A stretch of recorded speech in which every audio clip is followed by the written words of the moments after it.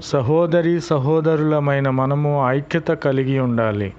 అంతేగాని మన ఎదుటివారి సహోదరులు కష్టపడుచుంటే, వారి శ్రమలలో ఉంటే మనము మాత్రము మంచిగా ఉన్నాము, మనము మాత్రమే జీవిస్తే చాలు, మనకు మాత్రమే మేలులు కలిగితే చాలని మనము అతిశయించిన ఎడల, గర్వించిన ఎడల, స్వార్థము చూసుకొని ఎడల ప్రభువైన క్రీస్తు వారు మనకు తగినటువంటి శిక్ష విధించే వారిగా ఉన్నారు. కాబట్టి మనమందము ప్రభువునందు ఐక్యత కలిగి ఉండాలి.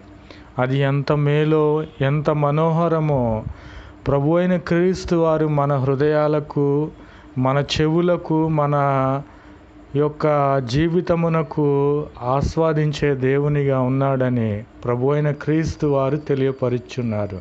ఆమె